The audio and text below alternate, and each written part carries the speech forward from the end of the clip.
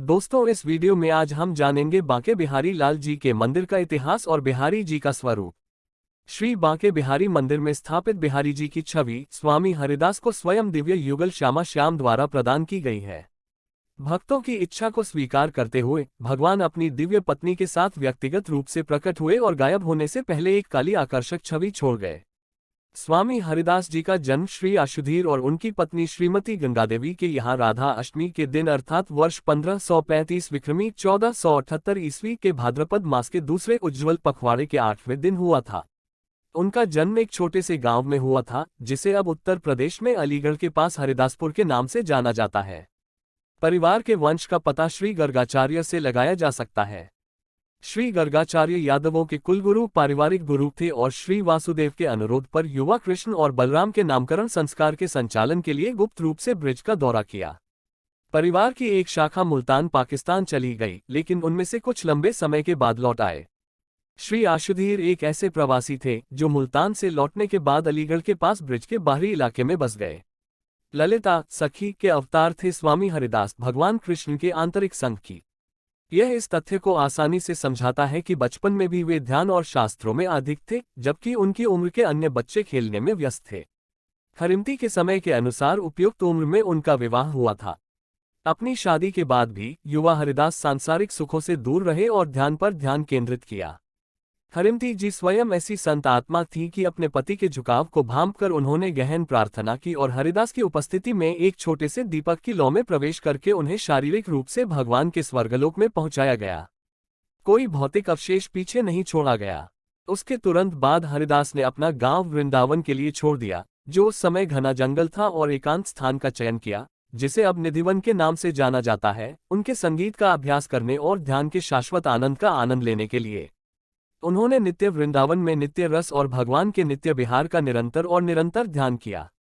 उनकी साधना का तरीका भगवान की स्तुति में गीत लिखना और गाना था। पृथ्वी पर रहते हुए, एक नश्वर अवस्था में रहते हुए, उन्होंने नित्य विहार में अपने नियमित निर्बाध प्रवेश की सुविधा प्रदान की और हमेशा भगवान की निकटता का आनंद लिया। उन्होंने निधिवन में एकांत और घने जंगल वाले क्षेत्र कुंज को निर्वाण के लिए अपने प्रवेश द्वार के रूप में चुना और ज्यादातर वहां बैठे थे, गा रहे थे, ध्यान कर रहे थे और शाश्वत आनंद के सागर में सफिंग कर रहे थे। उनके शिष्यों में इस स्थान के बारे में उत्सुकता थी और एक दिन स्वामी जी की अनुमति से वे सभी कुंज में प्रवेश कर गए। लेकिन कुछ भी देखने के बजाय वे लगभग उज्ज्वल तीव्र प्रकाश से अंधे हो गए थे, जो पूरी जगह को भरता हुआ प्रतीत हो रहा था। उनकी दुर्दशा को जानकर स्वामी जी स्वयं वहां गए और फिर उनके अनुरोध के बाद भगवान अपनी दिव्य पत्नी के साथ सुखद रूप से मुस्कुराते हुए और एक चंचल मनोदशा में प्रकट हुए और वहां मौजूद प्रत्येक जीव पर आकर्षण का जादू डाला।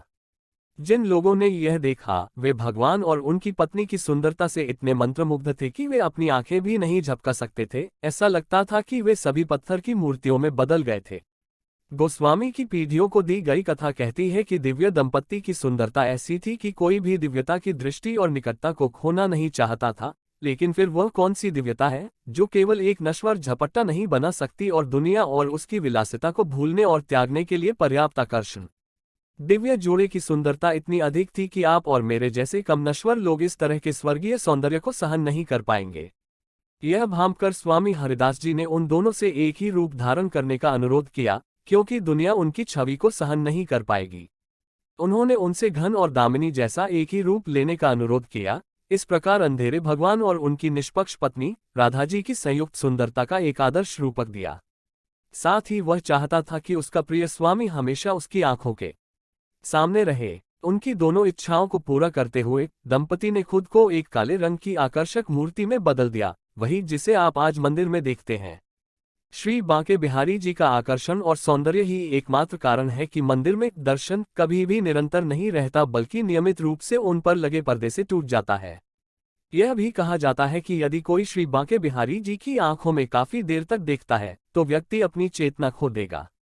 इस प्रकार भगवान बांके बिहारी का भौतिक रूप अस्तित्व में आया, जिन्हें बिहारी जी के नाम से जाना जाता है। बिहारी जी की सेवा की जिम्मेदारी स्वामी जी ने स्वयं गोस्वामी जगन्नाथ को सौंपी थी। गोस्वामी जगन्नाथ स्वामी जी के प्रमुख शिष्य और छोटे भाई में से एक थे। परंपरा के अनुसार सेवा आज तक जगन्नाथ गोस्वामी के वंशजों द्वारा की जाती है। प्रारंभ में देवता को निधिवन में पहली उपस्थिति के करीब एक मंदिर में स्थापित किया गया था। 1862 में बिहारी जी की महिमा के अनुरूप एक नए मंदिर का निर्माण किया गया। गोस्वामी ने स्वयं निर्माण के लिए संसाधन जुटाए। मंदिर अपने आप में एक स्थापत्य सौंदर्य है और समकालीन राजस्थानी शैली का अनुसरण करता है। बिहारी जी की सेवा अपने आप में अनूठी है। यह हर दिन 3 भागों में किया जाता है, यानी श्रृंगार, राजभोग और शयन।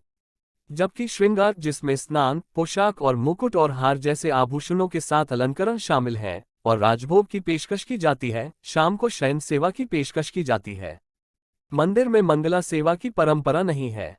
स्वामी हरिदास ने मंगला सेवा का पक्ष नहीं लिया क्योंकि वे चाहते थे कि भगवान की तरह उनका बच्चा पूरी तरह से आराम करे और सुबह इतनी जल्दी गहरी नींद से उन्हें परेशान नहीं करना चाहता था। तो मंदिर आज अपनी पूरी महिमा के साथ खड़ा है, जिसके अंदर स्वयं भगवान निवास करते हैं। यहाँ रोजाना हजारों की संख्या में सैलानी उमड़ते हैं। धन्यवाद। आपका दिन शुभ हो।